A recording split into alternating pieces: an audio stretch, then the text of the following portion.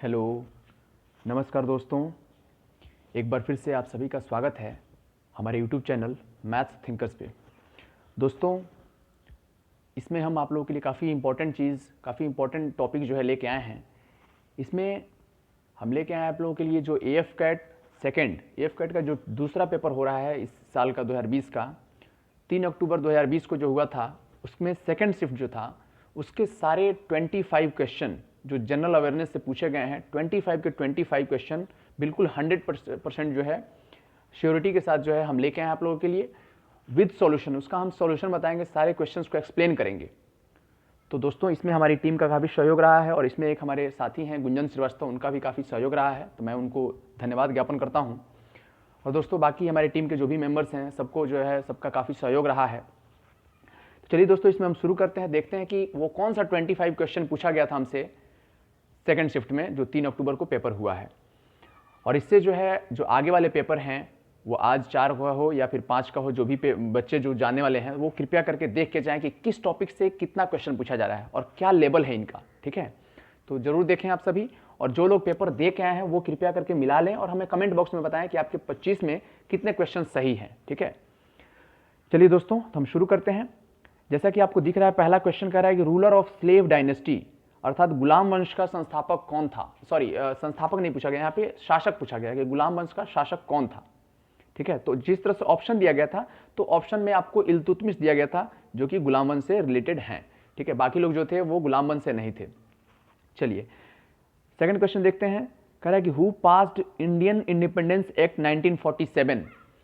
किसने जो है भारतीय जो आज़ादी का जो एक्ट था उसको पारित किया था, तो वो आपको लॉर्ड माउंटबेटन थे। लॉर्ड माउंटबेटन ने पास किया था। ठीक है, चलिए क्वेश्चन थर्ड देखते हैं। थर्ड क्वेश्चन कह रहा है कि when Lord Mountbatten become the viceroy of India. देखिए, माउंटबेटन से 2 क्वेश्चन पूछा गया था। ये कब जो है वायसराय बने थे, तो 12 फरवरी 1947 को बने थे। ठीक है, एक चीज और इनके बारे में, ये जो है जो स्वतंत्र भारत के पहले जो है गवर्नर जनरल यही थे। ठीक है, लॉर्ड माउंटबेटन ही, अर्थात 1917 से लेकर के आज़ाद होने के बाद तक भी यही रहे। ठीक है, चलिए अगला क्वेश्चन देखते हैं। क्वेश्चन नंबर 4 कह रहा है क्या कि फाउंडर ऑफ रॉक गार्डन के फाउंडर कौन है, तो ये आपको नेक चंद जी हैं, रॉक गार्डन के फाउंडर। ठीक है, और रॉक गार्डन कहाँ है, तो ये आपको है चंडीगढ़ में। चलिए अगला क्वेश्चन देखते हैं। Another name of international date line. ठीक है, इंटरनेशनल डेट लाइन का दूसरा नाम क्या है, तो 180 डिग्री, यहाँ पे डिग्री छूट गया है, 180 डिग्री लॉन्गिट्यूड होगा। ठीक है, 180 डिग्री लॉन्गिट्यूड इसका नाम है, दूसरा नाम। ठीक है, चलिए अगला क्वेश्चन देखते हैं। अलमाता वाज द कैपिटल ऑफ। ठीक है, देखिए पूछा है अलमाता। ठीक है, अलमाता जो है पहले कैपिटल थी किसकी, तो कजाकिस्तान की।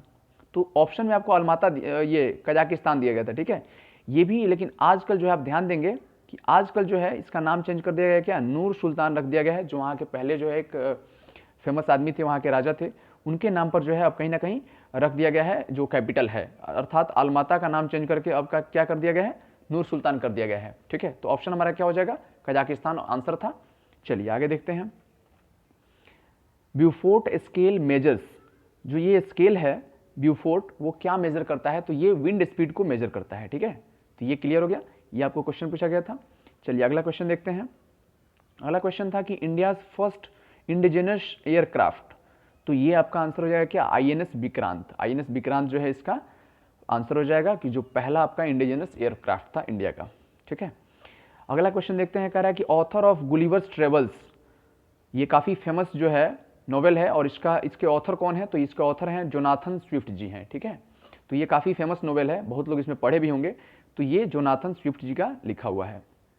चलिए अगला क्वेश्चन देखते हैं। Question number 10, wizard of hockey, ये कौन नहीं जानता है, ध्यानचंद। ठीक है, हॉकी का जादूगर ध्यानचंद जी को कहा जाता है। चलिए अगला क्वेश्चन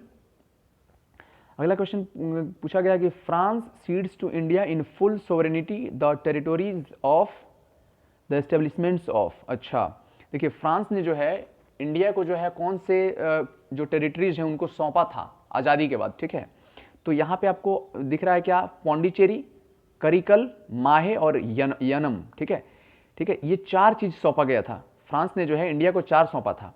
तो यही क्वेश्चन था, हालांकि ऑप्शन में जो है 2 ही दिया गया था, एक था आपका करिकल और एक माहे, दो ऑप्शन दिया गया था, ये दोनों ऑप्शन में नहीं थे।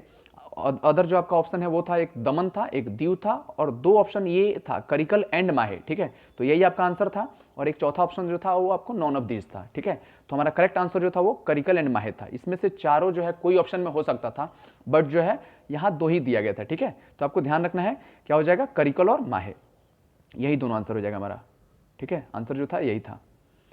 चलिए अगला क्वेश्चन देखते हैं। Double fault is associated with which game. Double fault जो है किस गेम से संबंधित है, तो ये आपको टेनिस से संबंधित है, ठीक है। टेनिस से संबंधित है डबल फॉल्ट। अगला क्वेश्चन देखते हैं। Where was the democratic system. अच्छा, कहाँ जो है डेमोक्रेटिक सिस्टम थी उस समय, जो दिया गया है कि मगध, कौशल, अंग और शाक्य। तो इसमें जो जहाँ पे डेमोक्रेटिक की हम बात करें तो शाक्य में जो है डेमोक्रेटिक सिस्टम था, बाकी सभी जगह जो है कहीं ना कहीं राजा शासन करते थे, यहाँ डेमोक्रेटिक थी, ठीक है। लोकतांत्रिक व्यवस्था यहाँ पे थी शाक्य में। चलिए अगला देखते हैं। Leander Paes associated with which game. Leander Paes जो है वो किस गेम से संबंधित है, सभी को पता है टेनिस से है। अगला question. The first Commonwealth games were held in. कब हुआ था फर्स्ट कॉमनवेल्थ गेम, तो ये हुआ था आपको कहाँ हुआ था, अच्छा हैमिल्टन में हुआ था, जो कि कनाडा में पड़ता है। और कब हुआ था ये भी आपसे पूछा जा सकता था, बट हमारा आंसर जो था वो हैमिल्टन था। तो ये हैमिल्टन में हुआ था, लेकिन 1930 को हुआ था, ठीक है। 1930 में हुआ था पहला कॉमनवेल्थ गेम, ठीक है। चलिए अगला क्वेश्चन देखते हैं। The first ever Asian games were held. पहला एशियन गेम कब हुआ, तो 1951 में हुआ था। कब हुआ था, 1951 में। अगला क्वेश्चन था कि स्टार्टर ऑफ बेसबॉल। देखिए बेसबॉल में जो पहला बॉल जो स्टार्ट करता है उसको क्या बोलते हैं हम लोग, तो पिचर बोला जाता है, ठीक है। ये ऑप्शन में आपका पिचर पूछा गया था। अगला question. North flowing river. North flowing river कौन सी है, तो नर्मदा आंसर हो जाएगा। उसमें ऑप्शन था कावेरी, गोदावरी, कृष्णा, नर्मदा, तो नर्मदा आपका आंसर हो जाएगा, ठीक है। चलिए अगला क्वेश्चन है कि major source of income in Mughal empire. Mughal empire में जो है जो मेजर सोर्स था उन लोगों का इनकम आने का, तो वो क्या था, तो वो लैंड रेवेन्यू था, ठीक है। लैंड रेवेन्यू, ठीक है। चलिए अगला क्वेश्चन कर रहा है कि हेडक्वार्टर ऑफ स्ट्रैक, ठीक है। स्ट्रैक का पहले फुल फॉर्म लोग देख लेते हैं। इसका फुल फॉर्म क्या है, तो ये ISRO telemetry tracking and command network, ये इसका फुल फॉर्म है स्ट्रैक का, ठीक है। अब देखिए यहाँ इसकी हेडक्वार्टर पूछा गया है, तो हेडक्वार्टर जो है वो बेंगलोर है, ठीक है। हेडक्वार्टर इसका कहाँ है, बेंगलोर है। आपको पता है इसरो का भी कहीं ना कहीं बेंगलोर है, तो ये इसरो का ही मतलब एक तरह से ऑर्गेनाइजेशन है, तो कहीं ना कहीं इसका जो है वो इसरो का जो है बेंगलोर है, तो इसका भी बेंगलोर ही होगा, ठीक है। चलिए अगला क्वेश्चन देखते हैं। पुरुष सूक्ता रिलेटेड टू विच वेदा। किस वेद से जो है पुरुष सूक्त रिलेटेड है, ऋग्वेद से। और इसमें यदि पूछा गया होता कि जिक्र किसका है, तो विष्णु का है, ठीक है। किसका है, तो विष्णु का जिक्र है इसमें, ठीक है।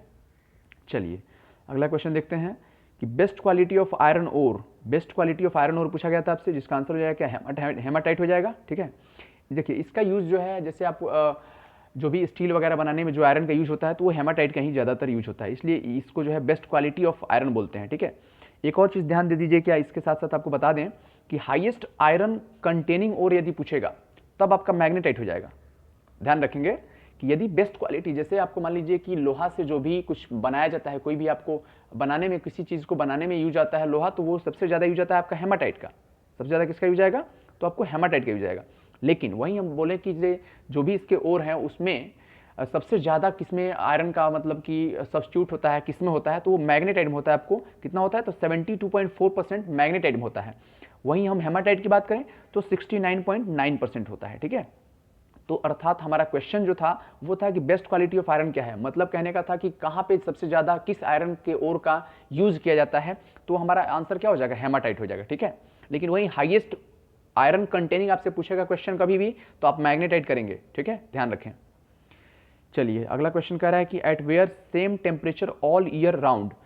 सालों भर जो है टेम्परेचर कहाँ पे समान रहता है, तो इक्वेटर पे समान रहता है, ठीक है। चलिए अगला देख लेते हैं। Gravitational force is proportional to. अब देखिए तो ग्रेविटेशनल फोर्स किसके प्रोपोर्शनल है, तो आप सभी को पता है कि जो ग्रेविटेशनल फोर्स का हमारा फोर्स होता है, जो फॉर्मूला है ग्रेविटेशनल फोर्स का, तो क्या होता है, F of G gravitational force. तो होता है क्या, कैपिटल जी, यहाँ पर जाता है आपको m1 m2 अपॉन क्या हो जाता है आर स्क्वायर, ठीक है। आर हमारा क्या है, दो बॉडी के बीच का जो रेडियस जो डिस्टेंस होता है उसका, वो उसको हम लोग आर बोलते हैं। जी हमारा जो है वो ग्रेविटेशनल कांस्टेंट है, और M1 N2 क्या है, दो बॉडी होंगी जिनके बीच का हम फोर्स ज्ञात कर रहे हैं, तो उनका कहीं ना कहीं मास है। तो हम यहाँ से बात करें, ये तो चूंकि ये कांस्टेंट है तो ये कांस्टेंट को हम हटा देंगे यदि, तो कहीं ना कहीं हमें क्या मिल जाएगा, हमें मिल जाएगा आपको, इसको यदि हम हटा दें तो हमें मिल जाएगा F प्रोपोर्शनल टू क्या हो जाएगा, M1 M2 अपॉन क्या हो जाएगा, R²। तो हमें पूछ रहा था डायरेक्टली प्रोपोर्शनल पूछा था, ठीक है, तो जो प्रोपोर्शनल होगा तो वो कहीं ना कहीं मास हो जाएगा, ठीक है। तो M1 M2 के प्रोपोर्शनल हो जाएगा। वहीं पूछा होता कि किसके इन्वर्सली प्रोपोर्शनल होगा, तो हमारा हो जाता क्या, R² के इन्वर्सली प्रोपोर्शनल, ठीक है। या फिर डायरेक्टली प्रोपोर्शनल होता तो 1/R² के भी हम डायरेक्टली प्रोपोर्शनल बोल सकते हैं, ठीक है, जो कि हमारा आंसर M1 M2 हो जाएगा, मास हो जाएगा, ठीक है। चलिए ध्यान रखिए, अगला क्वेश्चन देखते हैं, और इस लास्ट क्वेश्चन 25 क्वेश्चन देखते हैं कि Namibia was formerly known as, Namibia को पहले किस नाम से जाना जाता था, तो यह है साउथ वेस्ट अफ्रीका के नाम से जाना जाता था नामीबिया को, ठीक है। तो चलिए इस तरह से जो है 25 क्वेश्चन जो 3 अक्टूबर का सेकंड शिफ्ट का जो टोटल जीके पूछा गया था, टोटल जनरल अवेयरनेस का क्वेश्चन जो आपसे पूछा गया था, वो 100% यही क्वेश्चन पूछा गया है, 25 का 25 यही पूछा है। हमारे एक्सपर्ट ने काफ़ी इस पर मेहनत किया है इस क्वेश्चन को पाने के लिए, ठीक है, और बहुत सारे बच्चों का इसमें सहयोग रहा है, तो आप सभी को बहुत बहुत धन्यवाद, आपने हम मेरे तक क्वेश्चन पहुंचाया। हम उम्मीद करेंगे कि अगला भी जो पेपर हो रहा है उसके क्वेश्चंस भी आप हम तक पहुंचाएंगे, ठीक है। आप हमें कमेंट करके बता सकते हैं, आप हमारे व्हाट्सएप नंबर पे दे सकते हैं, ठीक है। चलिए दोस्तों, इस तरह से आप सभी जो है हमारे चैनल के साथ बने रहिए, फिर हम लोग आएंगे एक नए अपडेट के साथ। चलिए दोस्तों, मिलते हैं फिर अगले वीडियो में। Thanks for watching.